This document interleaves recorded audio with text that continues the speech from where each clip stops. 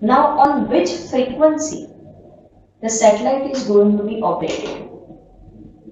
So, most of the satellites works in the super high frequency range, but with a different frequency band. So, what are the different frequency band? The frequency bands are L, S, C, X, K, and K. Alright, why these namings are there? To identify the range of frequency. Okay, how? For L band, the frequency is 1 to 2 gigahertz. For S band, the frequency is 2 to 4. For C band, 4 to 8. X band, 8 to 12. K band, 12 to 18. K band, 18 to 28. And the last one, K band, has 28 to 40 gigahertz. So these are the microwave frequency band. So out of this frequency band, we are going to use the two band for the satellite communication. That is earlier it was used, that is a C band. Nowadays ISRO is working on the Ku band and Ka band. So for satellite communication, we are going to use Ku band and the nowadays Ka band. Alright. Now, what are the advantages? The advantages are, first, for satellite communication, it allows point to multi-point communication. How? We know that for microwave communication, it requires a line of sight. That means point-to-point communication. Your transmitter and receiver should be in one line. So it is known as line of sight. So to overcome the disadvantage of this, we are going to implement the satellite which allows point to multi-point. The best example is broadcasting. That means the transmitter is one and receivers are multiple. Alright. So we can say that it allows a point to multi-point communication. Second, the circuit for satellite can be installed rapidly. As the satellite is in specific position, the earth station can be installed and communication can be established within few hours or within some days. Alright. Third, if we want to relocate the earth station because of such a critical condition, we can reinstall and we can also establish the communication relatively in few amount of time. Fourth one, the mobile communication can be easily achieved by this satellite communication because of its flexibility. So the last advantage is, as compared to fiber optic cable, we know that the different advantages and the disadvantage of optical communication in the last semester. So to overcome that disadvantage, we are going to implement the communication with the help of satellite. So compared to the fiber optic cable, the satellite communication has the advantage of quality of transmitting signal. How? We know that in cable, there are different types of loss, as we are going to use a fiber optic cable. Alright. So to improve the quality of transmitting signal, we are going to use the satellite communication. Because in cable, as the signal is moving and if it covers a longer distance, that signal is going to be degraded or signal is going to be attenuated. But with the help of the satellite communication, we are able to transmit a signal to thousands of kilometers with improving quality of transmitting signal. Alright, so these are the advantages of satellite communication. As it has advantages, it has also disadvantages. So what are the disadvantages? First, with the satellite, in position the communication path between a terrestrial transmitter and receiver. It is approximately having a distance of 75,000 kilometer. So we can say that it produces a delay between transmission and the reception of signal. Why? Because the velocity of electromagnetic wave is 3 into 10⁸ meter per second. So based on that, there is a 1/4 second of delay between transmission and the reception of signal, right?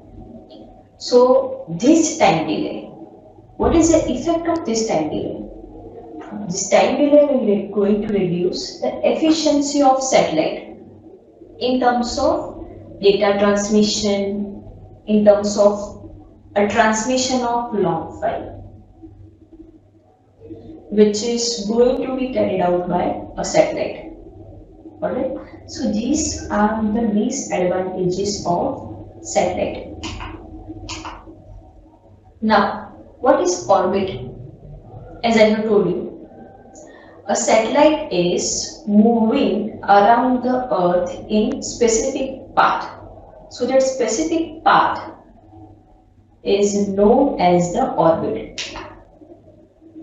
So technically, the definition of orbit is, it is a path in which satellite goes around the Earth is called orbit.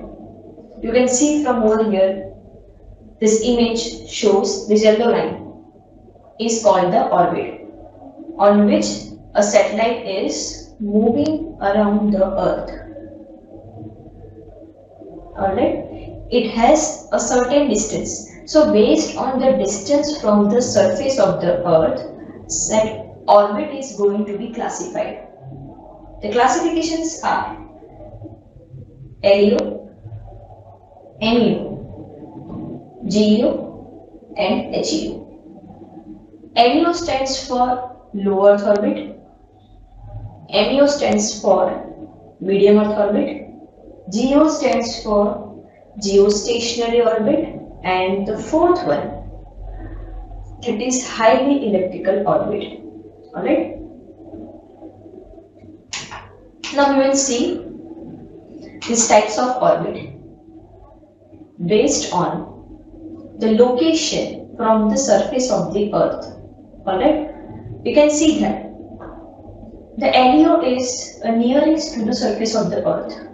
That means a distance from the Earth to the LEO is lowest. That's why it is called low Earth orbit.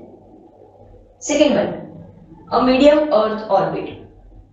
That means it has a medium distance. The distance is 5,000 to 10,000 km for MEO from the surface of the Earth. GEO.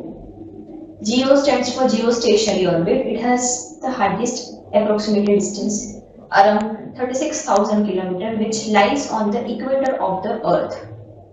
And the last one, that is HEO. That is highly elliptical orbit. As its name suggests, highly elliptical. The shape of that orbit is in the elliptical form. So it creates a 2 point. One is the farthest from surface of the Earth, and another one is the nearest to the surface of the Earth. Then what that point is known as, it is called apogee and the perigee, respectively. That we will discuss into the chapter number 2, right? So this is the types of orbit based on the distance from the surface of the Earth. So LEO has distance of 100 to 1500 km, MEO has 5,000 to 10,000, GEO has 36,000, and HEO has approximately around 25,000 km. So, based on the types of orbit like LEO, MEO, GEO and HEO, we can say that the application of this orbit. So this LEO is used for communication and the remote sensing purpose. We can say that it can be used as the International Space Station. Second, the medium Earth orbit. So this satellite in this orbit is commonly used for the navigational system, including a US GPS system. Alright. Third, geosynchronous or geostationary. As its name suggests, geostationary. What does it mean? The meaning is a geostationary orbit means the rotational speed of the Earth and the satellite is same. So, at each and every point onto the Earth, my satellite seems to be a stationary. Why? Because the rotational speed of satellite is same as the rotational speed of the Earth. Alright, and as this geostationary satellite lies on the equator of the Earth, that's why we can say that from the ground's perspective, a geo objects which lies on the Earth's equator, they appear to be in the fixed position. Alright, so this GEO and GSO are used for the Earth observation and the telecommunication purpose. Right? Last one, the fourth, the highly elliptical orbit. So in HEO, as I have told you, it has a one point which is near to surface of the Earth and the other point which is having a more distance. That's why this HEO are more suitable for communication and the remote sensing purpose. So, in today's session we have seen the satellite, history of satellite, types of satellite, how it works, frequency band, what is orbit and what are the types of orbit. So over here number 1 of satellite communication is finished. But still if you have any doubt, you can ask me on my email ID which is mentioned over here.